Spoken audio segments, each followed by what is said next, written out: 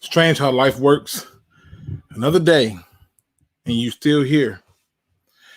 See, what you don't realize is you're stronger than you thought. You may have been going through a lot of difficult times. Every moment has not been crystal clear to you. The way that the world works may not evolve around your understanding, but you're still here. You're still fighting. You're still smiling. You're still helping someone. You're still showing someone love, and you are still here.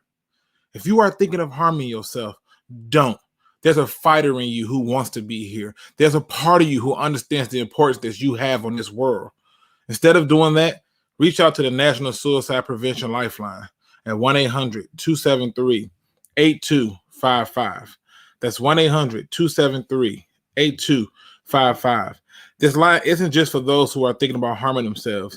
If you are someone who has survived and have to deal with the ramifications of someone you love making this decision, you too should contact this number and get help. But if either of you, for any reason, just can't seem to find the strength to do it, and you just need somebody to talk to, well, I'm available. Just reach out to me on any of my social media feeds, and I will make myself available to you. All I require is a simple message.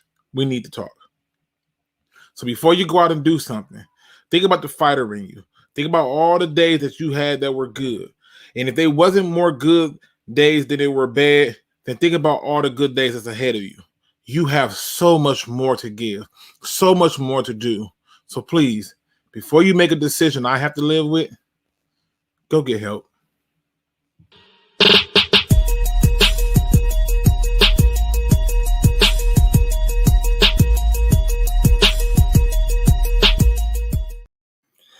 What's going on, Pride Nation? Oh my God. Listen, the 9 to 5 caught me yesterday, y'all. They got me slipping. That word mandate, if I never hear it again, I would be the happiest person in the world. They caught me slipping yesterday, people. But guess what? I'm back today.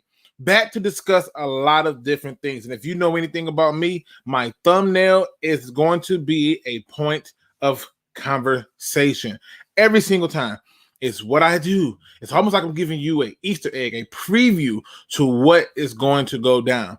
And so there's a lot of news going on right now in the media that many people may not be looking at. So let me just tell you what I'm not going to be talking about. Yes, I said what I'm not going to be talking about.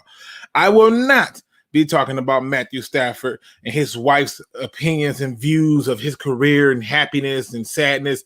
I'm not going to get into that. Don't care. I would not be talking about Calvin Johnson. There's just no need for it. We've been down this road. It's simple. He made a statement that I'm holding him to. He said that this is his home. Detroit is his pride. Well, damn it, do something about it, okay? I don't really want to discuss that. But we will be discussing Steve Smith. Oh, yes. We will be discussing Steve Smith. We do. We have to. It's imperative. Also, we will be talking about the hypocrisy that is the media. They seem to have this bad trend of being hypocrites to their way of promoting stuff. And it's not just them. It's just overall view of it. Also, we'll be discussing who should the Lions turn to fill Okudah's spot, and a host of other different Lions news and topics. Now, make no mistake, people. I'm going to have fun today, okay? This thumbnail is very clear. If you look at the Lion, he seems to have the veins out. He's yelling, Steve Smith. And Steve Smith is looking back like, what? With the stank face. Because this is where we're going to pick up. Somewhat. And I'll explain to you the somewhat part. Before we get into that, I want to get into something that I noticed, and before I can really talk about it over them days, because there was so much news going on that I could not get to it, a subscriber decided to send it to me. But before we get into that, let's see who's in the building with me today. Who's rocking with your boy? We got Looney Tune in the building. BD Buster, Craig Bevins is in the building. We got Joseph Murdoch in the building. Barbary Lions. Let me see. We got Super Saiyan Lion. We got Chris Catchball, Antonio Jenkins, my man Sky Guy, Chrome is in the building. Let's see. Excuse me. We got Eagle Thrasher. That's a new one. I never seen that one. So welcome to the show. So we got Andrew Ism in the building. B. Farrell's in the building. Dave Camacho Anderson is in the building. Joseph Murdoch. Let me see. Make sure I ain't miss nobody. Ferg Lyons 509. Carl Campbell. You Can Hate Me Now, Mackenzie. Oh yes. You we're gonna get into it. We're gonna definitely get into it. We got John Bradshaw in the building. We got Troy in the building. Hungry Panda Studios. And let's see, make sure I ain't forget nobody. We got Shays in the building. All right, if you're here and you have not done so already, hit that like button because we got to talk. Now, first things first, I got to show a little bit of my patio, okay? Just a little bit, just to show. I remember there was a particular media, ours to be exact, who went off all willy-nilly about how disgusting it was and how classless it was for the Lions to release a player on their birthday. And then this comes up. Raiders wish linebacker Tanner Muse a happy birthday. Hours after releasing him. Oops. Where's the national media on this one? Where's the anger and the outrage? We had Lions fans and media going nuts over us doing this to a long snapper, right? How dare you do this to a long snapper? Now, I guarantee you somebody in the chat's going to say, Luke, it's not the same thing. It's not the same thing, Luke. That guy was with us for like 187 years, and this guy wasn't with them long at all. Oh, so now it's how the long-term commitment. Got it. So we just going to overlook the fact that they just forgot his goddamn birthday when they released him and then said, oh, it's his birthday? Oh, we give him a shout out. We're just going to give him a shout out. We forgot it. No. It happens. We going to shout it out. As I said before, I've already told you. He ain't the first one to get released on his birthday. He says, in my R. Kelly voice, it seems like you petty. I'm just saying. At the end of the day, this is what they jumped on, and nobody is talking about this. So shout out to the YouTube subscriber who basically gave me the screenshot. I saw this, and then he sent a beautiful screenshot of it all together, and I said, I'm going to use that one. Yep, I'm going to use that one. So just to start the show off on a more fun, light note, I had to go ahead and do it. But it is what it is. I had to have a little fun with it, show a little bit of the Patty side of me, and have a little fun with it. Now, let's get into this damn Steve Smith stuff because I've been waiting to get at this story, and I'm disgusted. I really am. I'm disgusted. All right, so some things that Steve Smith said recently had me like, okay, that's partially right. Right? Like I could not agree more on this. And some things that he said had me like, nope, not today. So what caught my attention was I saw this headline that says NFL analyst Jeff Okudah can't cover people man to man. And I was like, oh, someone saw what I saw. See, when I made my video and said, hey, I don't see this great man-to-man coverage guy, I was told I didn't know what I was talking about. That's okay. Things tend to age well around me, like fine wine. And in this particular case, I saw this headline. Now, once I got to reading this, it went a different direction for me. All right? Because it was something that I didn't think was going to happen. Now, this is how this whole thing gets started. NFL Network analyst Steve Smith offered his opinion regarding the coaching staff of the Detroit Lions' treatment of Jeff Okudah. I don't even like the idea of the treatment of Jeff Okudah. Like they're acting as if though we don't drug him through the damn mud. But okay. It says, when asked about the early opinions on how the Chicago Bears are using rookie quarterback Justin Fields, Smith also offered up his unsolicited opinion of the Lions coaching staff and what he observed on Sunday. Now, it's clear that Steve Smith was unhappy, but he says Steve Smith was not fond of the exchange, noting that a team's true culture is revealed when a player does not make the necessary plays out on the field. Now, I heard that and I said, well, hold on. There were times where you wasn't always on top of your game, Steve, but was that an indicate?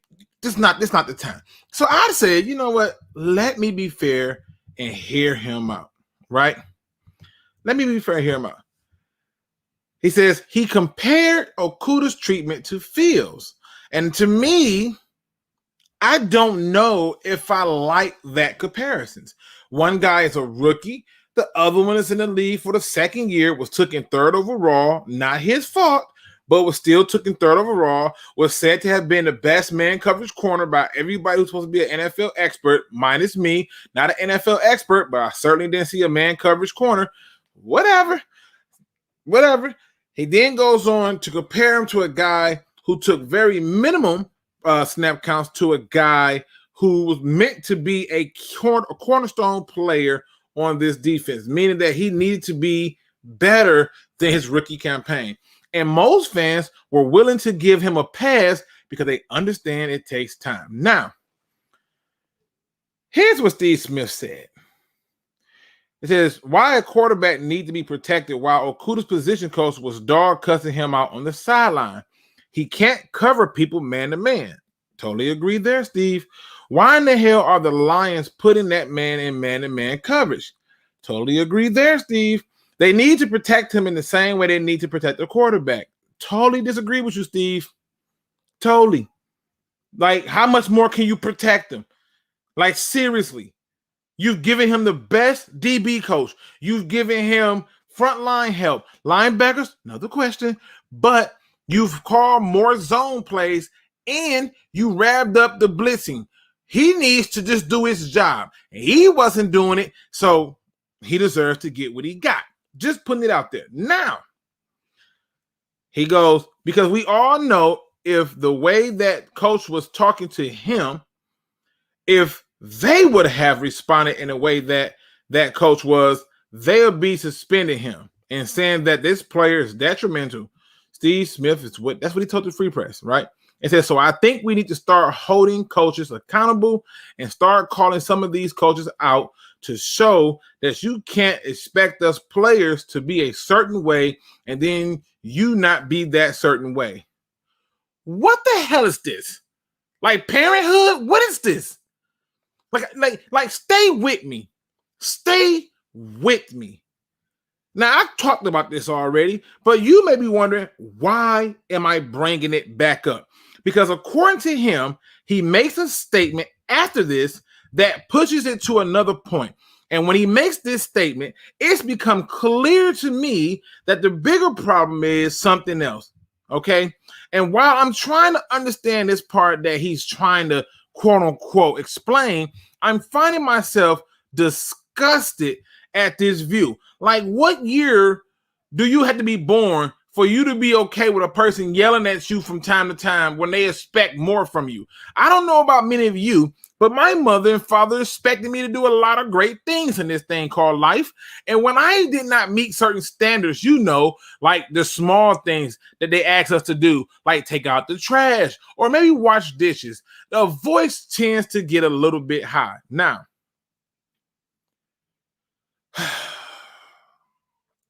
I decided to just say, you know what? Let's still try to hear him out. He then goes and says, Smith does not truly believe that the culture in Detroit has changed, and even likened the Lions situation to a train wreck waiting to happen. So here he is again talking. Again, I question the culture. Oh, do you? Got it. I got it, Steve. Now you question the culture because a coach checked a player who should know his damn job, who he's trying to show how to do this job, but said player insists that he knows his job. Well, if you know it, then do your damn job, which is what the coach said to him.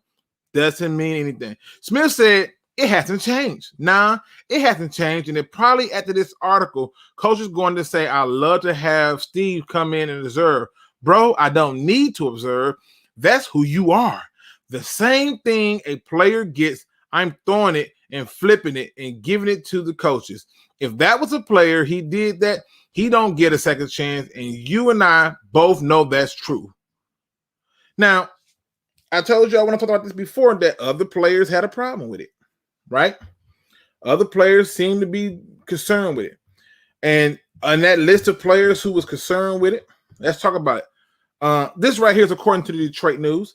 They say former Lions Glover Quin and James, I can never pronounce his last name for the life of me, were critical of the moment on Instagram, with Quin saying he doesn't understand how a player can be expected to go out and play after being berated.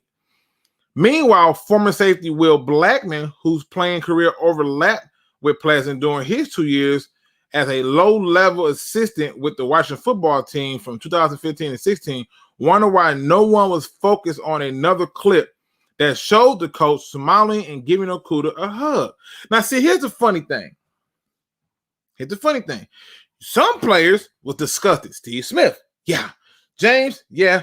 And Glover Quin, yes. Much respect for all those people. I think what they did was stellar, at the top of their list. However, at some point, you just have to look at the video in a different way and say, look, how is he supposed to do it? Right? How is he supposed to do it? What other way? Could he have been more gentle with it? Okay, now what? He's still not doing what he was asked to do. And I've seen coaches get worse than that. I've never seen nobody get mad when Nick Saban goes over there and chew you a new one. Never. Right? When he just flat out bench you and give you the evil eye, nobody says anything. Nobody said anything when Aaron Glenn cussed out the whole defense. He went down the line, F you, you're playing like trash, you're cool, you're gonna be finding a new team. Nobody batted an eye. Nobody said anything. So here we are, and you got people defending him, but the defense didn't just stop there. It didn't just stop there, because we talk about this thing culture, and now the story, instead of being what the Lions need to do to be better, is how the culture hasn't changed. They're the same. They don't know how to treat people. You're comparing this culture to Matt Patricia's culture? I'm sorry. At some point, we gotta stop playing. You want to compare this culture to the Bears culture because they decided not to play their best quarterback? Got it. Okay. So some people who actually play for the Lions, like Amani Oruwariye, who had things to say, said things like, and the thing with Okudah, he came here and challenged everyone. He has a different way, different relationship with everyone. That's two guys wanting to be great. We have a great relationship with Coach Pleasant. Now, stay with me. Before this exchange, all we kept hearing is how great Coach Pleasant is and how he's going to make him a difference. But now all of a sudden, they've somehow made Okudah the poster child. Like they, how they do those little things where they be asking for donations, and they would find the worst of the worst clips to put up of Africa and showing kids with flyers on them and say, please donate now. Your 3 cents will feed 5 children in 4 days. Remember them commercials? They did that to Okudah, and I'm not with it. I'm not buying it. I'm not about to sit here and act like it's cool because that's trash. He is not a victim here. This is football, and in football, emotions run high. And at the end of the day, the coach's job is to make sure that the players play a certain way. Now, because you only imagine what it will look like if he was doing what he was doing in a more gentle way. They would have then flipped it and said, you know what? He's just not aggressive. Where's the passion? Where's the fire? They just need to find something negative to point out. Now, to go on and say about Steve Smith, he says, I think it kind of goes to say something we need to address, Smith said during a conference. It said the DB coach or the pass coordinator for the Detroit Lions, how he was doing cussing that 3rd overall pick with Detroit Lions. I thought that was interesting. They need to protect him the same way they protect quarterbacks. Why? What is this coddling BS? Okay. Maybe I'm missing the bigger picture. Maybe I'm wrong. Maybe I was brought up in a different era where things were a little bit different. Right? Like, this is where I probably lost myself. But no way, shape, form, or fashion would this ever make sense, right? Because God forbid you yell at somebody in today's society. Oh, especially in their job. Let's review, people. Let's say hypothetically, that for some strange, odd reason, unbeknownst to us, that this was, say, I don't know, a law firm, right? And so let's say somebody literally sat down and told the lawyer on a high-profile case, you're not going to put the plaintiff on the stand. And that lawyer decides to be a hotshot. And he puts the plaintiff on the stand. And nothing, they're talking about how he got destroyed on the stand. And he gets back to the office because guess what? The people who own it name is all over this damn trial. And he gets back to the office and that guy decides to chew him a brand new one. You freaking idiot, in front of all of his coworkers, right? And some of y'all are going to say, well, that's just wrong. What's wrong is when you can't follow instructions. See, the difference is when you go into the military and you can't follow instructions, it's a problem because you not following instructions means I could die. Now, let's take this same energy and put it to what Steve Smith is talking about. He wants them protected like quarterbacks because we all know if the way that coach was talking to him, if Jeff would have responded in the way that coach was, they'd be suspending him and saying that the player is detrimental. So I think we need to start holding coaches accountable, start calling some of these coaches out to show that you can't expect those players to be a certain way. Where was that energy at when Matt Patricia was telling people to get off people's private areas? Where was the same energy at? Right? Now, there was no talk to this. Steve Smith wasn't in the media making a thing out of nothing. This is what I don't understand. People just need to find some kind of way to get attention, and the easiest way to do is to get a hot take that most people ain't talking about or brushed over. Okay, so he goes on to say, Plaza's intense coaching style has been on display in Detroit since he's arrived. In a recent practice, he had a similar moment where he got all over Okuda for a mistake during an individual drill. When have y'all ever in y'all life ever seen a coach not get all over you for making a mistake? Hell, I had teachers do it. And if I had a teacher doing it, surely I had a coach do it. On Wednesday, two of Detroit's younger cornerbacks defended Plaza's approach. It says, I'm going to make it real clear. Everyone has a particular relationship with the coach, Pleasant, Amari Warrior. It says he came in here, blah, blah, blah. I gave you all that. He says he really just wants to light the fire under the single guy. And he was a different relationship, different ways of going about it, everyone. But at the end of the day, it's two guys that just want to be great. And I thought about Kobe Bryant. Kobe Bryant got chewed out by people like, I don't know, everybody. All his coaches chewed him out, except for the ones who was afraid of him. And that's why he wanted Phil Jackson. But God forbid this happens. Now, boy, I tell you. Aurier went on to say he felt the sideline moment between the coach and player had been misconstrued on social media, but everyone in the meeting room knows Pleasant's true intent. And that's all that matters. The only reason I'm bringing this up is because the idea that our culture is changed is ridiculous. I'm getting messages that I'm going to address because I think they need to be addressed. Here's a question that was asked to me. Has Aubrey Pleasant undone all the work established by Dan Campbell? Why am I even having to answer this? Why? Why am I having to answer this question? I don't want to say it's ridiculous. I don't want to say it's unfair. I want to know, why do I have to answer this question? What would be the logic for this question? No, he has not undone all the things that have been set forth by Dan Campbell. Absolutely not. In fact, the Lions went up in power rankings in a filthy, disgusting loss. They won the turnover battle. Wow. They were able to get points at the end. Wow. They still had dogfight in them. Wow. They had, if I'm not mistaken, the highest success rate in terms of making the right decision to go for it on fourth. Wow. He cannot undo everything because you have a bunch of people who are sensitive and soft and cannot understand that you're going to get yelled at. This does not make sense. To think that for some strange reason, for some odd reason, we're not sure why, we cannot begin to fathom the logic behind it, that for some strange reason, it has undone all the work done to the culture, which is even more shocking that this question was asked because now it becomes, what happened until it takes 3 years, man? Remember that? 3 years to change the culture. Well, he did it in a matter of months. And now we're going to treat it as if though we have the same culture because Steve Smith says so. To you, Steve Smith, I say shut your damn mouth. Stay in your damn lane. Nobody asked you for that opinion. Stick to the topic at hand. If you want more of a role, then do more of your job. And make sure that you follow the question and answer that question intelligently. Why waste your energy and time talking about the Lions in such a negative light? Oh, I know why, because you have nothing better else to do. You act as if though what they did was so atrocious. Why? Because if that had been you, you would have responded different. But is that because when you were going off on coaches and doing stuff like that, it was cool? Oh, it's because you got punished? Like, seriously.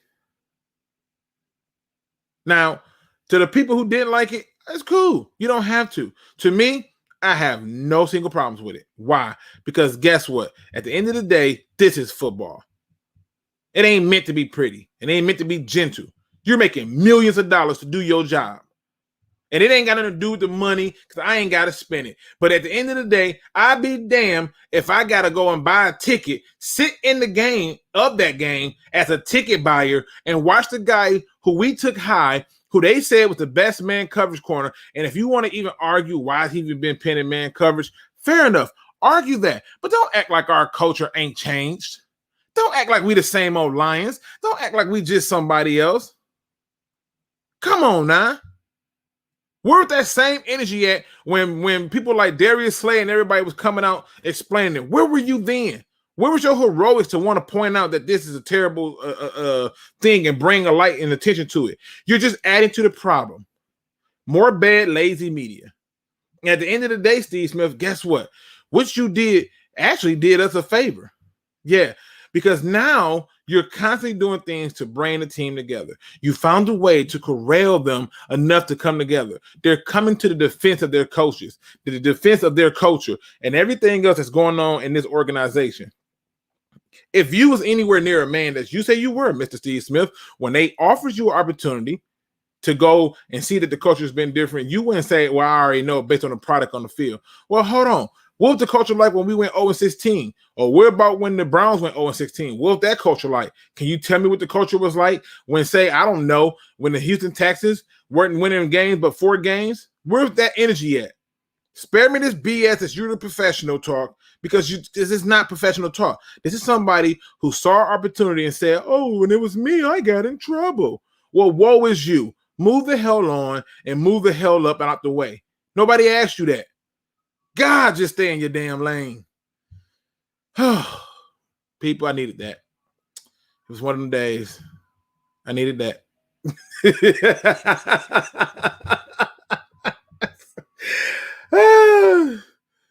I needed that.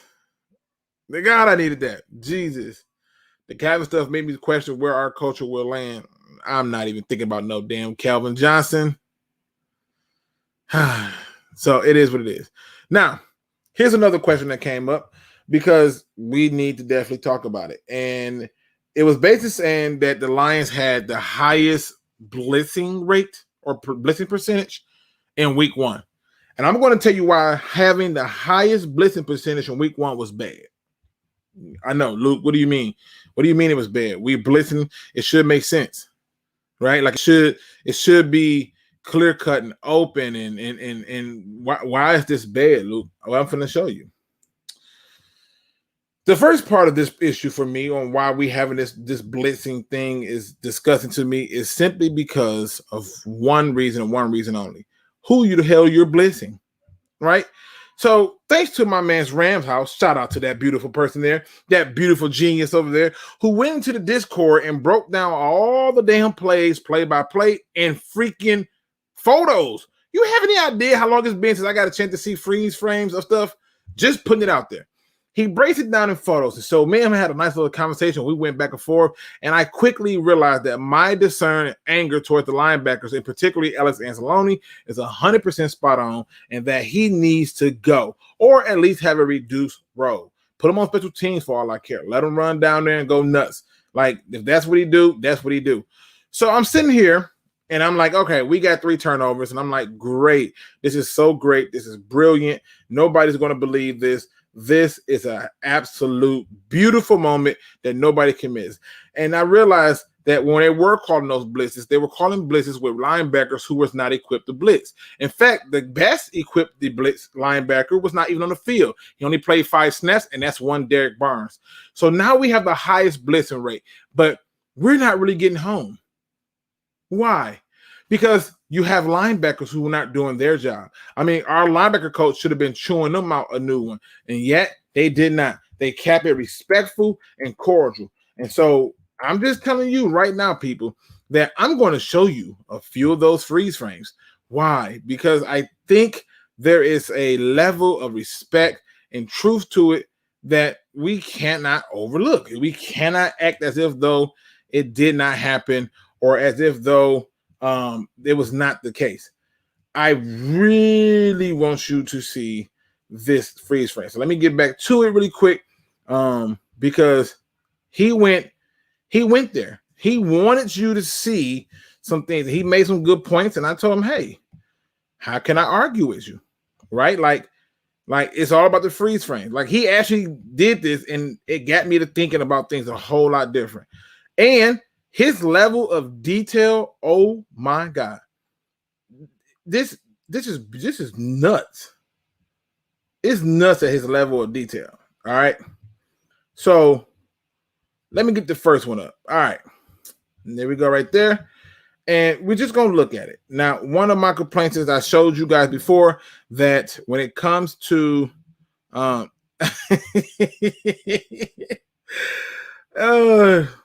right. One of the things that's jumped out to me immediately is I tend to notice the unusual things. I gotta make this bigger. I got to. I didn't realize it was that small. Let me make this bigger. All right. So what are we looking at here? You see 31-10, right? And you see 1st and 10. And so you're seeing a play here, right? Now, the things I want you to look at is Amani Warrior here running, getting his run on. Yeah. Right? Cover. He's right here. He's supposed to be the free guy running, right? You know what? Now I got to make it small so I can get back to it. All right. And can they let me switch? No, it won't. I freaking hate computers. All right. So here's what he says. He says, okay, boys and girls, time for a second half breakdown.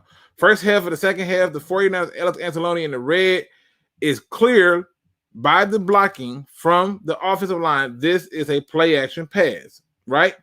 So you're wondering, what is he showing here? Well, that beautiful brain over there says it.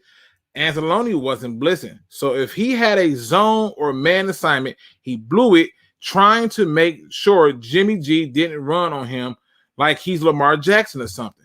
So I was like, what are you talking about, right? Because I was too damn pissed at all the red jerseys and all the other things going on, and I really just knew that Alex Anzalone was a joke. But when you think about it, where the hell is he going? Seriously, right? Now, let me go back up. Okay, wait, I gotta make this work. All right, here we go. Let me go back up to his earlier breakdowns, right? Because I want you to see the earlier breakdown. Look at all these photos, people. He took time. He had time to do this. He said to himself, I'm going to see frame by frame what the hell went down and why. I mean, the brilliance of it. We even discussed it. He said, hey, I walked away feeling how you felt. Alex Anzalone has to go. And I'm like, okay. Now, this is one of my favorite ones right here, right? You know what? We're just gonna get to it. We're gonna get to it. So right here, if you look, the beautiful mind that he is, let me make this bigger. All right. He's showing you in this circular area, that is one rookie McNeil, right? I believe that's Trey Flowers, right? There go Romeo Core. Cool. That right there is Jamie Collins, right? Nick Williams. Cool. Everything is going according to plan. And meanwhile, over here is one Alex Anzalone. Now, ask yourself this question. Why in the hell is Alex Anzalone all up here by him lonesome, getting that ass blocked? Why? When everything is down here flowing, right? Well, this beautiful mind here named Ram House decided to break it down to you. In fact, he goes, most of our bounces on the outside and Ezeloni is still getting destroyed. And then he drops this beautiful thing right here. 1 eternity later. So what does this mean? Huh? Like that's how long it's been, right? Now, this is why y'all need to be in my Discord, because stuff be happening that you want to see. This is literally the next frame. People, you know what? It's hard out here in these streets. Let me just get it close as possible. I just want y'all to see the level of it. How long is he gonna be stuck on this damn side? Seriously, Nick Williams is disengaged. My man's over here, Will Harris, is disengaged, right? Like, how long is this man gonna sit here and fight? How long? Why are we waiting this damn long? Why is this something so important and significant? Because a lot of times when somebody says something to you, y'all think I don't lost my damn mind, but I'm telling you, it is what it is. Like, I just think that at the end of the day, this is a problem. You want to know why people like Okuda and the secondary can get exposed? Your linebackers are hot garbage. They're tripping, and they're just acting like they don't want to do it. And I'm telling you right now, if you don't understand this and you want to join in and be able to talk to all Lions fans in a safe space, you can even call them from Discord. Like, y'all can actually chat up with each other and be like, hey, let's chat on the phone through Discord. You ain't got to exchange phone numbers. This man went freeze frame by freeze frame to show all the problems. What in the hell is Alex Anzalone doing here? I'll wait. Tell me. Give me the logic behind this. Give me this. What is this? Right? And the sad part is this. I'll show you how much he wanted you to see the disgust of it. Right? So he gives you another play. And now he's going to break down how, the other linebacker, what's his name? Collins. Yeah, that's his name. All right. So right here, I believe that right here, he was circling up to show that, I think this might be the rookie again. I can't remember what you know what? It's underneath there. I'll go back and read it. But that is certainly one Mr. Jamie Collins. Now, I want you to see some people. Let's just look at it. That's Romeo Core. He's getting blocked outside. Okay. And right here, I don't know what the hell. This is number 2. That's Austin Bryant. Any moment, he should be coming downhill. At least he is coming downhill like he wants this action. I just can't say. I mean, that's just not fair. Why is he even having a battle with this big motherfucker? I mean, that's another story. All right. And look at my man, Jamie Collins. So you wondering, well, what's wrong with this photo? Well, I thought the same thing, because you got to look at what they're doing. Well, let's just put your attention here. This is the lane that he runs through. The question is, why? Why? Why some people what is happening? We're talking about it. So it says next run play, Alex Anzalone gets destroyed in his gap, and Collins seems to be going in the same gap. Now you may be trying to figure out, what do you mean? This is what he's trying to show you. This is Alex Anzalone going in this gap. Why in the hell is Collins following him? Where are you going, bro? Where are you going? Why? What is this? We cannot beat teams with this kind of play. This is not how you win games. This is not how you get better. This is not how you succeed.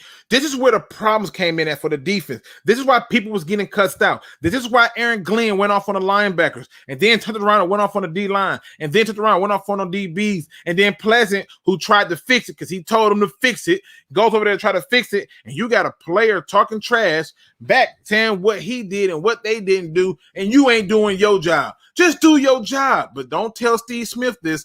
This is bad. I'm good. I'm going to bring it down a notch. Now, this guy's going into that gap, and that guy's going into that gap, essentially creating a hole all by their lonesome. But wait, Ram's house, who seems to be almost methodical in his idea of destroying this ugliness of this linebacking core. Well, let's see what we got going on here. But here's another run play. You may be saying, what's wrong with this play? If y'all have not paid attention to it yet, these are all different plays. But notice where the run is going every single time in the same damn play. Every time. So what do we have here? Alex Anzalone over here getting bodied by everybody. This is not a double team block. This is just him getting blocked over here. Debo not knowing what the hell going on. The fullback is like, hey, somebody over here. Why is Nick Williams going over here? Why is Jamie Collins still going into the same damn gap? Like he's supposed to be pressing this. You know what? I'm going to be quiet. I don't know how to play linebacker. I was never good because I've never been to the NFL. Clearly, that means I don't know what the hell I'm talking about. And Rams don't know what he's talking about. Again, both go to the same gap, get washed out of the play, and meanwhile, the Grand Canyon opens up in yellow. Huh. Okay. All right, let's get on down here. Now, mind you, he's giving you liquid gold. Let's just look at this here.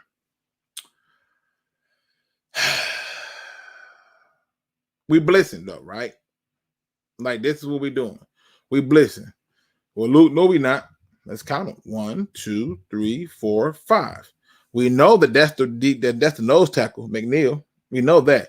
We know that that's Trey Flowers. We know that that's Romeo Core. That's Nick Williams. And I believe that's Michael Brockers. So we send 5. People don't generally just send 5 on a regular. So look over here. You see this? See all this beautiful here? Look at this.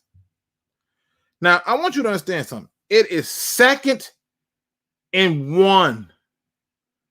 2nd and 1. Look where everybody's going. Right? Alex Anzalone is supposed to be the pass coverage guy. So, Rams house, who ain't got nothing to do but point out the ridiculousness of a player. Next play is an easy 23-yard pass to Kettle. Romeo bites hard on the fake handoff in the red, and Anzalone gets beat immediately in the yellow. Yes, the guy who was supposed to be able to cover. Okay. Are y'all not seeing this? This is supposed to be the coverage linebacker. Who can we get to look like this? Look at this. What did he think was happening when my man crossed his face? Did he just forget that life was different? Like what did he think? What did he think was happening in this play? This is what we're dealing with. We had the highest blitz rate, and on most of these plays that I had to go back, I watched film all over again. He gave me freeze frames, and it just added all up, and I said to myself, what were we blitzing? You were blitzing guys who did not really know their thing. They just didn't know. Like, why is this happening? And they made him a captain. Yes. Oh, my God. All right. So, let's go back. My man Rams house was feeling himself. And I was like, yo, keep him coming. Keep him coming. Right? Now, right here, Romeo never recovers and looks at where the hell Ellis Anzalone is. Tracy Walker makes a nice stop on Kettle. What the fuck is this dude doing? So you may be wondering, what is this WTF moment?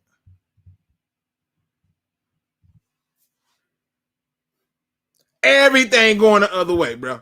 We don't even know why he's this way. He's just out this way because he felt like it. Why? So you know what? This brilliant man still did not have enough to explain it. He also had a problem with Okudah. He just broke it all down. I mean, he really went down on everybody. He says right here, Brocker gets a nice stop on the run by Trey Lance. Then Brockers and McNeil team up to get a nice stop on third string running back. Okudah gives up the first down on third down play, 10 yards off the line of scrimmage in the red zone. I've been telling people this. Where's the damn video at? Hold on. I got to go find a video. Damn it. It's not coming up. I had it queued up. In the video, I said, if he's such a good man coverage corner, why in the hell is he playing so far off? And people was like, he's setting him up. And I'm like, this is stupid. I would just run a short route or something that sells him to bite into his stance, and then I would just break out and get the pass. Now, at this point, the ball's already being broke. And many people wanted us to yell at Amani Warrior, which I'm fine, but at least he's in tight coverage. What the hell is this, Okuda? And now we got people trying to figure out why. You that far off on 3rd and 6, bro? Really? Now, somebody's going to say, well, he was coached to do this. Bull. Not buying. But again, I want to show y'all something. 1, 2, 3, 4, 5. That's supposed to be a guy blitzing. You can't even run through the running back. If that was Jared Davis, he'd have ran through the running back. If that was Derek Barnes, he'd have ran through the running back. But you didn't want Jared Davis, and now I understand that you do love Derek Barnes, but there's your guy. He's right here. There's Jamie Collins. This ain't none of my business. So that beautiful brain called Rams House, because, you know, he needs you to see it frame by frame, says Amani gets his ankles broke for the touchdown. And he did. And he shows the guy right here. And he shows Amani gets his ankle broke. Right? He shows it. I can't argue with anything he's showing me. Another closer look. See? He got bit hard. He froze on him. And bing! Right back on out here. So stay with me. I'm just giving you example after example of what went wrong in this game and why people was getting yelled at. So you may be saying, well, 7-0. What happened here? Well, he breaks down. Next, we have 20-yard run by Williams, and it looks pretty familiar, as it is the same exact play as the first one of the game. So you may be saying, what do you mean? What are you talking about? What's going on here? How is this working? And the answer is, he's talking about the blocking. He's talking about how the blocking looks. Oh, wait, let me go down. I got to go down to the other one. I'm on the wrong one. Let me go down. Hold on. Right here. My bad. So he's talking about the blocking. And so what he's noticing is Sewell blocks down to help with Jonah Jackson to get that guy out of here. My man's TJ Hawkinson coming way from over here, boss mode, to destroy Nick Bosa. Destroy. I'm finna tell you why I'm getting to all of this in a minute. He then shows a more snapshot afterwards. His argument is you cannot credit the guards for those long runs and those decent runs that they were having up the gut. It was play design. Well, that's still credit to the offensive coordinator and the head coach for calling it, but we're gonna give him credit for that. But if you look here, here's damn it, what's his damn name? I'm drawing a blank on the guy's damn name. Anyway, he's running here. Here's Sewell. Everybody's to the next level. Yay, good run. So why am I bringing it up? Well, let's go on over here to these all-22s. People. Somebody showed this, and I went, wow, this is beautiful. All right. Let me get this back here. Oh, why is it so damn blurry? Oh, I got to clear it. All right. You see my man Sewell. We talked about how great he did, how he was looking, what he was about that life. I want y'all to also pay attention to how they linebackers move. But okay, they in coverage, they looking. Look at Sewell. Look at that body game. Look at Sewell in that body game. Y'all don't see it. All I kept hearing is how Nick Bosa gonna expose him. Look at him. Let me get that. Nowhere. Where you going? Stop him too. Oh, he's a bust already. This is what all I kept hearing. Look at this. Look. You know what? Let me go back. Some of y'all missed it. Y'all missed the importance of this. Let's get back right here. Just a little bit. Do y'all see this man damn near walking him to the other locker room? Do y'all see this? Just look at this. Oh, you gonna stunt me? You gonna stunt me? Stunt yourself. Where you going? Yeah. People don't understand the importance of how much this is beautiful. Look at this, man. Bruh, okay. Let's go down to it. Then, me and my man's Ram House is talking, and he's talking about all these great blocks. And this same article you can find, this is the guy that I couldn't wait to see. This is one Mr. Amon-Ra St. Brown. Did you miss it? I can't slow it down. He's right there. Poor baby. Poor baby. So, why am I showing you this? Because it brings us to our next topic. Amon-Ra St. Brown's importance to this team. He says he gets this blocking inspiration from his running back days in Hines Ward. And guess what? My man's Mars has landed, aka now Mars Moon, is the first person to compare, from my recollection, to compare this man to Hines Ward. And I was like, oh, really? And I went and checked it out. And when I checked it out, I was like, that's a spot-on comparison, right? Right? Like, spot on. All right? Spot-on comparison. Because not only does this man block like him, he does it in a way that's going to be important for our game against the Packers. We're going to need him to do that. They're going to send a number of different blitzes and strange blitz packages our way. We need that receiver to block. We need him to get that pop. We need him to be aggressive and to step outside the box and tell the opponent, I'm here. I need for them to understand you better keep your eye on the swivel or he may knock your block off.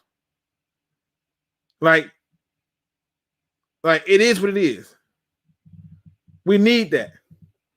This video, in my opinion, is what they need from the receivers. He also needs more opportunity. And I'm going to tell you why.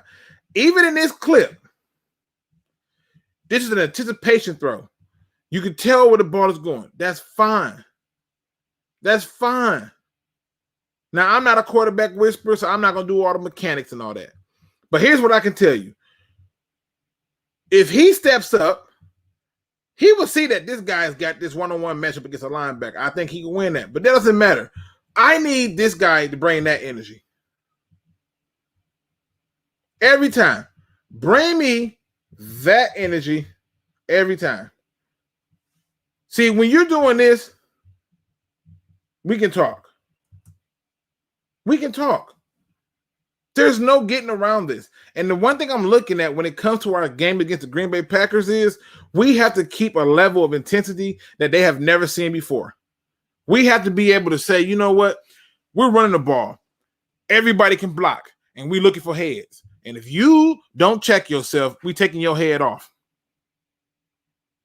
This is what the Lions is doing. So for the people who don't believe that the culture has changed, okay, you ain't got to buy in.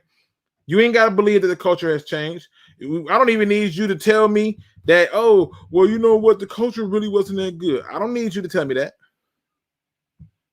You don't got to buy into it. The culture can be hot garbage for all I care. You don't got to tell me nothing. Right? I don't need you to say nothing to me about the culture. I can just tell you that the tape tells me different. The culture is different. The mentality is different. We were talking about people like Matt Nelson, right? And stuff. Let's just look at what happens on these plays, like 100%. You can look at Matt Nelson right there. Look, he gets pushed all the way back by D4, right? Look at the adjustment. But people don't want to talk about this. He was so atrocious. That's why I don't subscribe to stuff like this right here. I didn't like this play. I was like, stop this damn thing and make it go slow. You know what I'm doing? I'm just gonna make look at this. This last play right here, you see my man's getting pushed and he throws this. You know what? Just disgusting. Now, the Lions are getting ready to line themselves up against an opponent who's getting ready to open up at their home stadium after just miserably getting blown out. The Packers not only did they not able to score a touchdown, they only got a field goal. Aaron Rodgers had his worst of the worst days ever. And at the end of the day, it was disgusting. Nobody can sit there and make an excuse for him. He doesn't think he played well. I don't think he played well. You don't neither. You just can't make no excuse for him. And what I realize is this, that 9 times out of 10, that team is going to come out with something to prove, not only to itself and to the fans. And that's where we get picked up in this point of me showing you our blocking. They got to be sound on this blocking. And if you're going to blitz and have the highest blitz percentage again, then put people in who know how to freaking blitz. I can't do this Alex Anzalone stuff no more. I can't do Jamie Collins creeping and tiptoeing through the line of scrimmage. I need for you to find me some players, somebody who can get some things done. Now, in this particular clip right here, I like this clip for two reasons. One, he tries to do a cool move on the inside, but Sewell being the boss that he is, because that's what bosses is. And we've already told you that there's a hard transition from left to right, but many people say you couldn't just put him back to left and he'd be fine. I'm going to shut the hell up. I don't know what the hell I'm talking about. In this particular clip, I watched this a few times, and I'm saying to myself, okay, here we go. Now, obviously, at this point, you see that he's right here. This is an open receiver in the NFL on every level. I don't care who Fred Warner is. He's technically open. Now, you may argue you can't see who's over there, but there's something bigger going on here, right? And let's look at it. Why is he not just getting a little bit over to get the ball out? Get over. Well, Luke, he did throw it down the field. That's what they're going to say, right? That's when you have to, right? You have to throw it down the field, right? But still, you can help your team out by just stepping to the left. Keep going to the left. But that man was open. And I know it sounds like it's a safe thing, but there was other people open too. Up over here, he just didn't look. The Lions need to start to nail down those little things. We will have success the moment we nail those little things down, the moment we get better as a blocker, the moment we get better as a detail-oriented team. The coaching staff has a level of aggression that is going to carry over to the team. Going for it on fourth down, going for it on two-point conversion. I think we got two of them, right? He's not holding back. He's like, I want to win bad. Right? And that's where the problem comes in at. It all comes back to me bringing up all the different topics to bring us back to the point of how do we beat the Packers? What you're doing right here. Run the ball, but do it the same way you're doing it right here efficiently. You got people still talking to Hank Fairley and Anthony Lynn. And are you serious that you're not going to move Taylor Decker to the right tackle? Can Taylor Decker get back healthy first? Can we finish evaluating what we got going on here first? Well, if it holds up, shouldn't you trade Taylor Decker? No.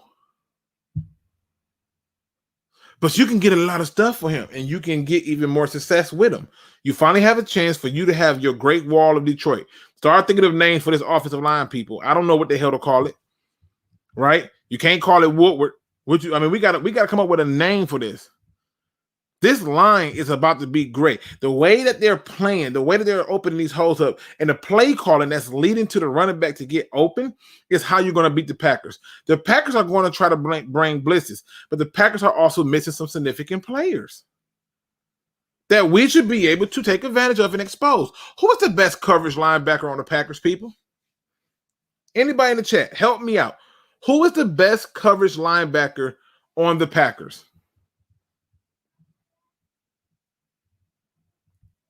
Like, this is the blue wave. Okay. It's a little light, a little shaky, a little bit shaky, right? Right? But the best coverage linebacker on their team can't really cover our best receiver. Can't cover the tight end. The Lions really do have a good chance of winning this game. And I believe it's with the smallest details. Said it used to be Blank Martinez, but I'm not sure right now. Well, we know it ain't Gary, Rashawn Gary. We know it ain't him. We know it ain't Preston Smith. It ain't none of them. Ain't none of them finna cover these tight ends. They're gonna have to use safeties. This is the game where Jared Goff can make his mark.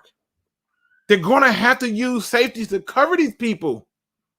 We should be doing screens, runs, draws, screens, runs, deep. Screen, run, deep, the whole damn game. And there's nothing they can do about it. Defensively, offensively, that's where we have our problem. Because we got linebackers who can't fill gaps. And they're not putting in They're not putting. Ooh, I like that one. He went with the Disney cartoon, Lion Guard. Okay. I see what you did there.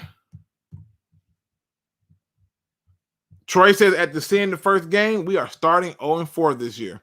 I'll leave it up for you. I don't think that's going to age well. I don't. I mean, they beat the Packers and your prediction is already out the water. If you saw anything on that game, you have to think about all the circumstances. One is game one. Let's get that out the way. 2, every team in the NFC North lost. So if your belief is we're going to start off 0-4 at the same what you saw in game 1, what did you think about the Packers, what you saw from them in game 1? What did you think about the Bears? Oh, Rams got a better team. Got it. I know it now. I get it. I understand. We got to be fair. We always lifting up other teams, but always don't want to put our own team on our shoulder. Sometimes it's better for you to say, I'm going to wait and see, than to try to say, oh, we're going to be this and we're going to be that. Our receivers created no space at all. I'm really going to have to show this, but okay. That's just not true, but I'll show you. I'm going to go and do the video. Damn it, y'all putting me to work. No problem. All right. Let's see.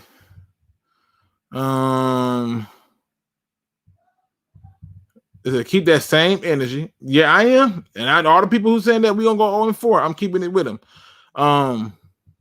Lamar Jackson still can't throw out routes. I ain't saying nothing. So I'm just saying, it says show it in the first half. Show it in the first. I see what you're saying. Yeah. When I do the video, I'm gonna have to show it in the first half. Who is ready for the Lions to win the Super Bowl this year? Hey, they do it. I'd be hyped. I can tell you this much right now. The Lions is getting ready to go into a hostile environment. This is going to be a loud place. I guarantee you're not going to see a blue wall. I promise you that. Lionsgate, man, they'll get sued for that one. You cannot use that one. That one, you definitely getting sued for Lionsgate for the offensive line name. I mean, but let's keep it 100. Now, at this point, I'm going to take y'all questions. I'm going to do a bit of a shorter show today because I got to get up mad freaking early to get some things done. I'm going to take your questions. If you're already in here and you hit the like button, appreciate you. If you have not, drop them questions, man. Hit that like button. Hit that notification bell, man. We got things to do over here. Also, go check out my people over there from Lure of the Lions UK. Check out Lions on the Prowl. Check out all these people, man. You got RachelMarieSports, SpeakEZ. You got 313 JEMlive, Detroit Drew, who clearly is picking the hell out of these games, and I'm not doing so well. But you know what? I'm going to bounce back. Go and check them out. What are these questions? Jimbo, did you think we was going to beat San Francisco? I sure did. All I'm saying is believe in a rebuild, believe in teaching these young players, which takes time. It don't take that much time. You don't take that much time. The Great Wall at Luke. You got the Great Wall at Dallas, but I think if you do the Great Wall, it wouldn't do it. Think of a name. We got to come up with a name for our offensive line. Also, if you haven't checked out my man SpeakEZ, he say the Lions can beat the Packers in Green Bay. He got a whole video about it. I mean, it's the funniest thing ever. I cannot show you it because I want you to go and check it out. But he stole one of my thunders, which I'm going to save that for tomorrow directly because I was like, look, that's exactly what I was thinking. Like 100% what I was thinking. So we had the same way. Do you talk about what Hank Fairley said? Did you talk about what Hank Fairley said? About the whole moving Taylor Decker thing? Is that what you're talking about, Easy? No, I did not talk about that. I was too busy going off on freaking stupid Steve Smith and how ridiculous it is that he comes up with this thing that, oh, we're the same old Lions. How about the wall of pain? I don't know if they'll let that one fly in the NFL. But we getting close. Look, Rodgers going to bounce back from last week. They have to get more pressure and play Barnes and Pittman. Just play Barnes. I'm not even listen. If you put Jamie Collins out there with Burns, I promise you Jamie Collins is going to play better because he's going to see all these things Barnes is doing and being like, I got to step it up. Right, 100%. The Lions can beat the Packers. The package. The 8th mile. Oh, I feel like that's cool, but I feel like the 8 mile thing is getting a little overplayed. I don't know. Ragnar and his scary man. Okay. The DBC, Detroit Blockers Club. Oh, I do like that. I do like the Blockers Club. I like that. Let's see. Man, y'all got some names. We're gonna come up with something. But yeah, he doesn't need to move. He doesn't need to move Taylor Decker from left tackle. When Taylor Decker comes back, he plays left tackle. And Sue's confidence is built up. He goes to right, and he just has to, make the adjustments and get it together. And if it just started to be a problem where it's not working, all he really has to do is simply just say, you know what, let's try Taylor Decker. They have options. You don't need to panic or anything like that. I can see Walker getting a sack and a pick in the game. What say you? I can. I think. I mean, he almost had an interception. Anzalone is a bum. The rookie should start at linebacker. Does he get to start Monday night? I am praying to God he do. But the fact that they made Alex Anzalone the captain, he has the green dot on his helmet. I think it's going to be kind of hard for them to put it away from him because they may say, oh, well, Derek Barnes can't call the plays. Well, get a damn green dot to Jamie Collins. We just need to have the man on the field some kind of way. I don't know how they're going to do it, but I pray to God they do. First half, if we close, it's our game to lose in Green Bay. That run game will carry us. It feels so good not to have to lean on the quarterback. Yeah, he said he's not moving them. He has no reason to do. It doesn't make sense. Check out my boy. There goes Mobby. He's actually a realist. Okay. Okay. We're not winning if Alex Anzalone starting over Barnes. Gaffney, South Carolina said go Lions. Hey, shout out to you, Dave. Let's see. We got people in here, we got people in here also shouting on other channels. Yeah. Listen, I'm not gonna ever downplay or anything like that when it comes to people shouting out other channels. I'll tell you, go check out who you think gives you the best reviews. 100%. Go and check them out. But again, I remember having this whole damn debate over one Tavon Wilson. Yeah, that's really aging well because Tavon Wilson is so good. At SpeakEZ Sport, that name's same attitude that keeps Alex Anzalone on the field. I wish they get Alex Anzalone off the field. Well, I hope he's not playing Alex Anzalone just because he was on the Saints. You got to go with the best player. That's why I'm wondering what they're going to do. And I'm going to be paying attention to what they did 100%. Let's see. Let me go back up to the top. I know I just missed somebody. Hold on. Where we at? Damn, I went all the way down. All right. Craig Bevan says, what about Pride Barrier? I don't know. WB Brick Squad? WB Brick Squad. I don't know. I don't know if I like that one. It's got to be catchy. Monsters of Motown. Interesting. All right. Always a concern for ex-players. Wait, let me go down one. Get somebody some more shine. I do like that Blockers Club. That Blockers Club, I like that. That one kind of stuck out to me.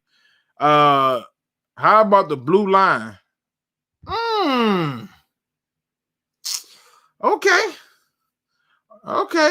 Are the Heinz Ketchup Club? Hey, I don't know nothing about no ketchup. They never came after us for Megatron. Man, bro, it's always something. Green Bay looks like garbage offense and defense. DBC got a nice ring to it.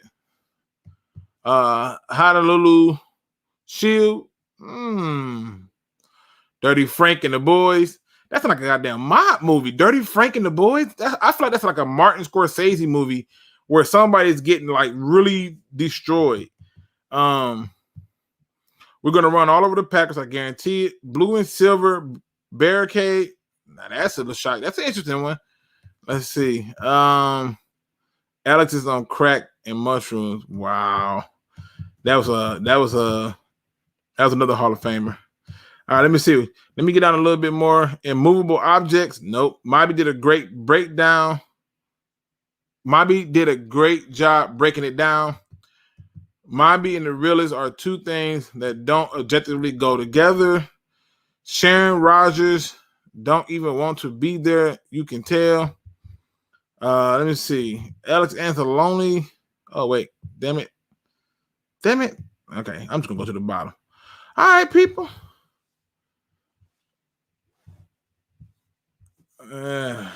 Mobby a realist. Laugh not loud. The guy who said the 2020 draft was great and that Matty P was going to lead us to the promised land. Hallelujah. In his defense,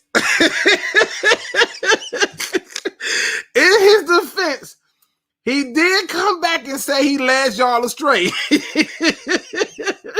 In his defense, just saying. He did say that, but he did say he's going to take us to the promised land. And I was like, no, it's not happening. Like, no, it's not happening. Anzalone should only play third down or on special teams. I think he should only be on special teams as well. What other questions y'all get now? Come on, toss them out there. I'm trying to hit on all of them. Let's see. Months of Motown or Blockers Club? I like that Blockers Club. I don't know why. The Great Blue Wall, DBC for the win. And we might be getting close. Motor City Protection. Ain't it like a security company called that? Motor City Maulers. Okay.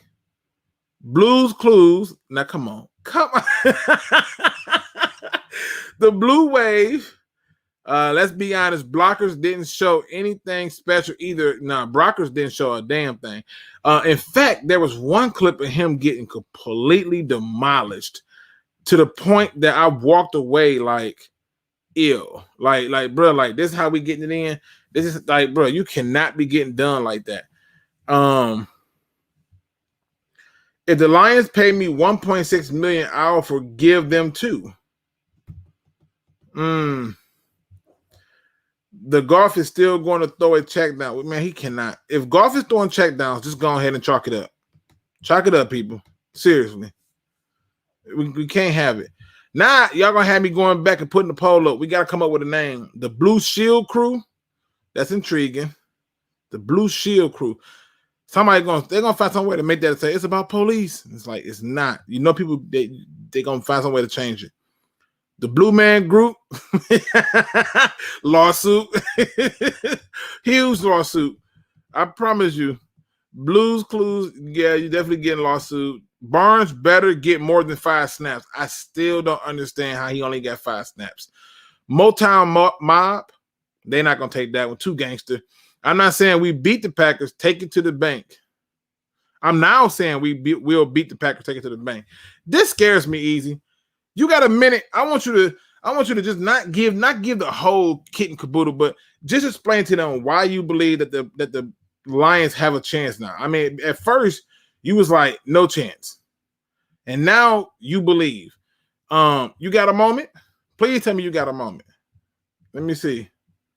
Oh, you know what? He had been sent me this damn message, and this is what happens when I don't pay attention. There it is for you, Easy. Boom. That's just for you.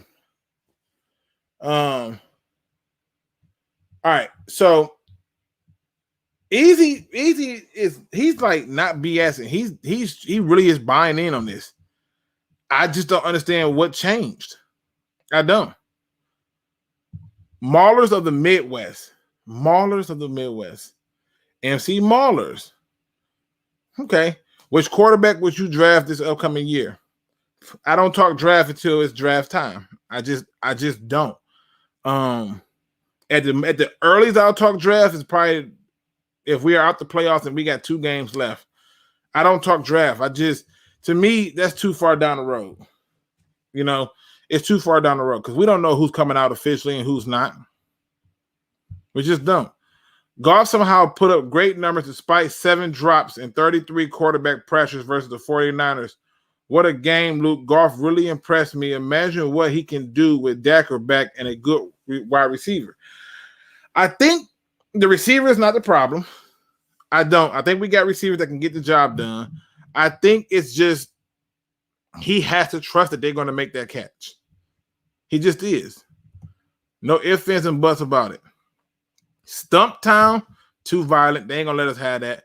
Detroit devastation, sound like an arena football league. The Big D's, that sound like a damn porn movie. X-Man, I don't get it. X-Man? Willow, I'm sorry. Willow Whip, I'm sorry. I don't get it. X-Man?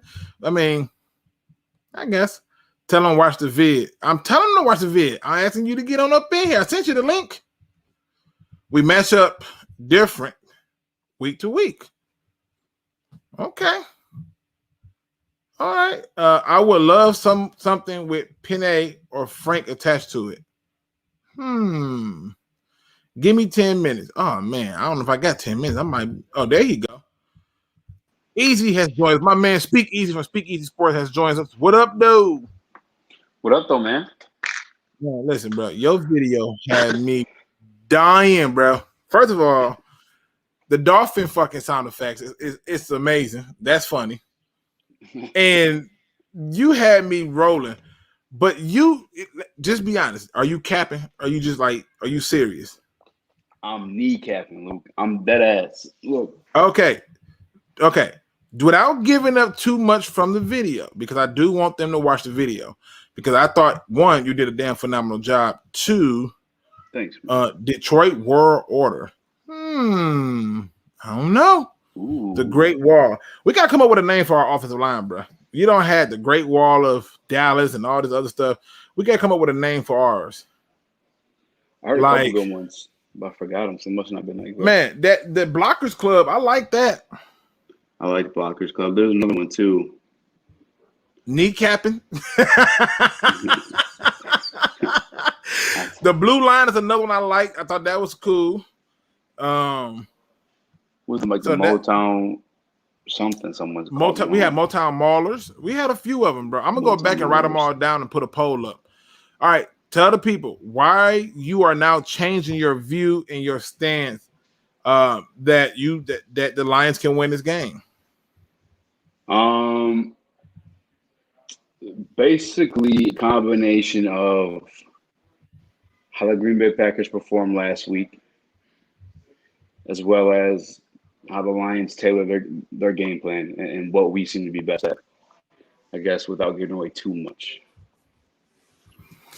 Okay, so do you believe what you saw in week 1 from the Packers is the Packers, or do you believe that they'll be slightly better but not that much?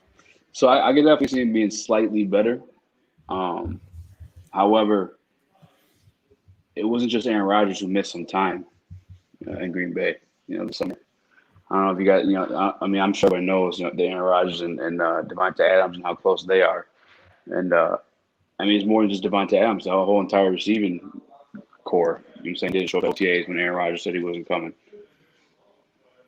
So, well, I tell you this much. I was going to put my prediction out tomorrow on that fact that I think the Lions will beat them. And I remember I had my earlier picks when we were doing it where we had a dose of Dion on when you inexplicably gave him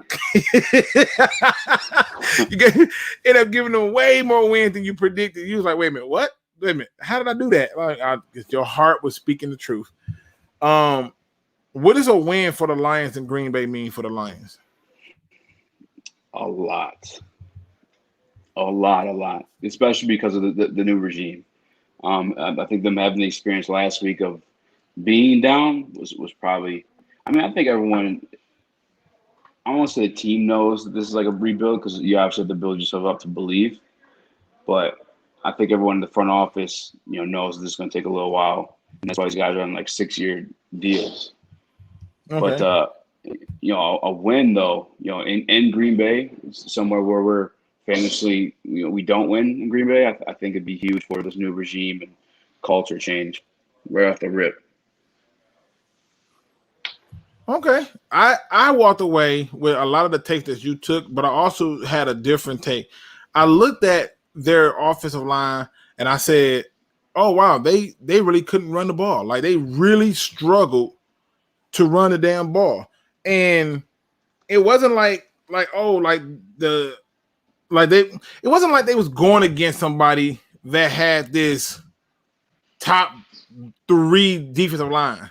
No, they were just getting bodied, pushed and everything. Nothing. Jackson 5, name it to Jonah Jackson. Oh man, people would be so damn mad. Whoever said, well, I mean that we'll be touching. I'm gonna stop. So what was I gonna say? I don't remember what to say. Damn it! Don't lose your thought now. Let me ask you this before we get up out of it, because I do got to get up like mad freaking early, like unnecessarily early, man. Hungry Hippos, man. If they came out with that name for our line with Hungry Hippos, I'm done. There's no way we can do that. Let me ask you this. What do you think would be the biggest like mismatch nightmare for them going into this matchup against the Packers? From watching the game on Sunday, the Packers versus the Saints is, I'm gonna say, the offensive line versus their defensive line. Yeah, see, to me, I was watching Jameis Winston, right? Mm-hmm. And I was like, hey, man, their defensive line would get home a few times. Like a few times he would get home. The difference was he had already let the ball go down the field. And to me, the biggest factor is going to be, are we going to get the dink and dunk Goff, or is Goff ready to say, you know what, let me push it down the field and trust the receivers? Because right now, I'm not liking this. I think they say he had like less than 5 yards. The ball traveled less than 5 yards on 25 of his passes in the first half. Like that's not you're not going to win with that. I think that's just the type of quarterback that Goff is, though. Like I wouldn't be surprised to see like that same style of offense from him. I just expect us to run the ball a lot better than last week. I think the 49ers defense is better than the Green Bay's, at least the defensive line. Well, like I said, I think we're going to, first of all, we got to get the roundtable back together. The people want it back. I know. So what we can do is we'll try to get it set up to get it popping, get the roundtable back going, get people disagreeing and agreeing and angry. We get that going. And then 2, what are you doing tomorrow? A roundtable. I don't know. Man, listen, we need to find a way. I need you on this one. I want to talk about this game exclusively in terms of what is it really going to take for them to win it and drop all the answers in there for it. Because like I said, I wanted to really touch on it. And like I said, usually you disagree with me. I really thought that you was going to come into the chat and be like, Luke, the Kool-Aid, what did you spiking it with? And then I saw you drop that video and I was like, no, he bullshit. He playing with me, right? Like, this not real. I think I put on your video like, you capping, bro. I'm calling cap. You playing. I told you I'm kneecapping. I know. I thought you was bullying. I'm like, he's not for real. They really do like the blue line, bro. The blue line. What you think? That's a good one? I mean, it's a good one. It's not a bad one. Somebody said that some D's or something. I was like, yeah, that's like a porn movie. It was. Dirty Frank and the Boys. Yeah, Dirty Frank and the Boy. I'm like, okay, that's either a mob movie or a porn movie. It's one of those two, like from the 70s.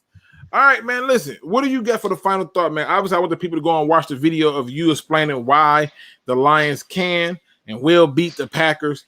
You gave a very beautiful presentation to it. Give the people a final thought. And make sure you pull up the video in the channel because it is linked in the description.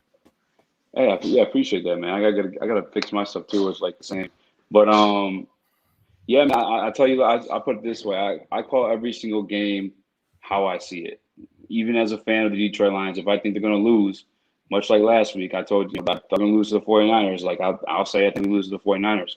That's why I guess like this is no Kool-Aid. This is not a Kool-Aid take. You know what I'm saying? Me saying that we could actually beat the Green Bay Packers. Like I truly think it could happen. And if anybody else needs some convincing of themselves and like head over, like I understand what the challenge is because like you got Aaron Rodgers, the reigning MVP, at risk of going down 0-2, which historically those teams never fare well into the playoffs and throughout the season. But just the recipe, the formula that we have, like it's crazy. I truly feel like we're more tooled now to beat them than we were in the past, just because of what we're able to do.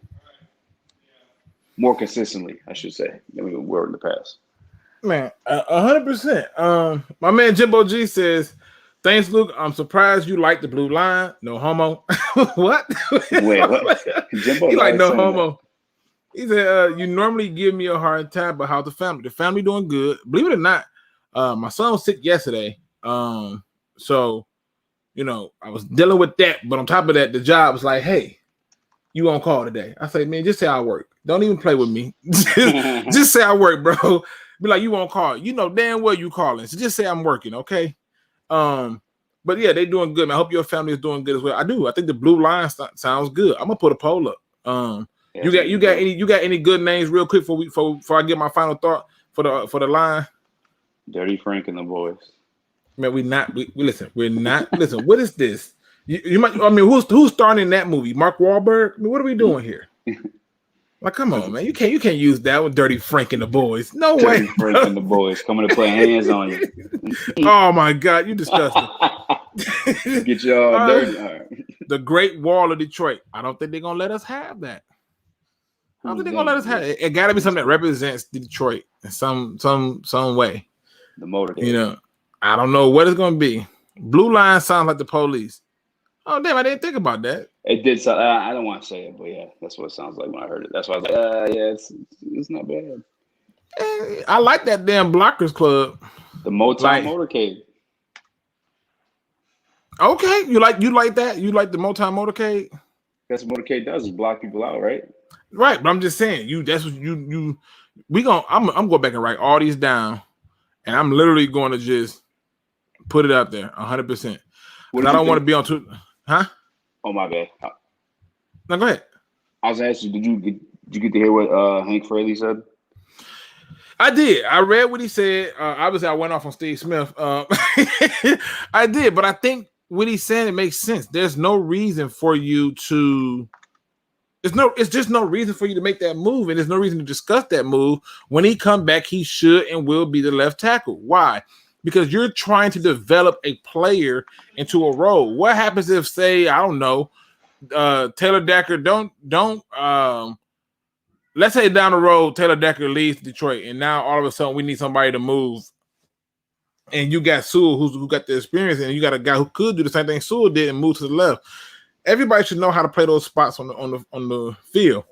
So I think Fairley is smart in making sure that, one, he lets Taylor Decker know, look, bro, this is your spot. It's not lost to injury. It's yours to lose through gameplay. And then two, I think it makes a lot of sense that Sewell understands that, bro, it's going to be your time to have the left tackle spot. Make no mistake about it. But I need to see more film. And if you earn it, then you fully earn it, then we'll talk then. Yeah, so I think he's being fair. No, yeah, absolutely. We kind of jumped the gun. I think it's because we were just excited that we see potential in the draft pick for the first time in a long time. I mean, but you saw them damn clips, though. You saw him. He was bodying them. Yeah. He was doing this damn thing. I like what I saw for real. I like that Motown Maulers. Motown Maulers. I think that was the one I liked. But the other thing I like too is or that from Frank Haley saying that is like there must be something still at the right tackle position that we haven't seen till I guess in pre-action. Because like preseason, yeah. But we did expect to see more from him. But maybe he's solid at the right tackle position. We just haven't seen it yet. Like I said, I think he was still working on technique in the preseason and getting together and the adjustment of it all. And it is a difference of adjustment, the way you stand, the way you feel, because it's muscle memory. You know what I'm saying? God. Think about everything you do with your right hand now, then switch it to your left. C says blue cheese. We can call him blue cheese once we beat the Packers. No, man. Blue cheese has holes. Oh, I guess we are making holes. You see what I'm saying? We call them blue cheese when we get them running all through them. We call them the blue cheese Packers. Then he gave us Pacific Rim. Oh my God, y'all and these porno names. If we don't stop, Privacy Fence really around the truth, man. Y'all that's a security company. Let's see. All right, go line to Luke. I'm back. I'm gonna get up out of it. Let me hit this positive quote for the day, man. Listen. Thank y'all for rocking with me. I hate that I couldn't do my full 2 hours. I was really trying to push it as close as possible, but I really got to get up at the butt fuck Egypt of down like it's early as hell. So I'm sorry. But let me tell you, I can't end the show without a positive quote, and today's positive quote comes from me. When's the last time you checked yourself? Like, seriously, check yourself. Like, pulled out a piece of paper and went down the list and checked yourself. Check. Mental health, check. Physical health, check. Love life, check. Friends, check. Family, check. When's the last time you checked yourself? When's the last time you had a chance to just simply evaluate yourself, head to toe? You see, you always find time to evaluate everything else. You seem to evaluate what you want to buy next. You seem to evaluate the very next video game you're going to get, or the next car you're going to buy. Hell, you even evaluate the next girl you're going to go after, or even maybe the next guy. But when have you evaluated yourself? The evaluation of oneself is the most important thing that can be done to one's self. It is literally unselfish for you to make sure you are all right. When's the last time you talked to yourself? Have you reached out and got help? Have you contacted a therapist? Have you took time to just simply worry about yourself? Put yourself in a place of peace. Do something this weekend that's out of the box. Like go on a date by yourself. Go catch a movie by yourself. Find a way to get me, myself, and I on the same page. The moment you find a way to get me, myself, and I on the same page is the moment that you will realize that everything that you thought that you was, you are not. And everything that you thought that you was not, you are. And that is when you find your true self.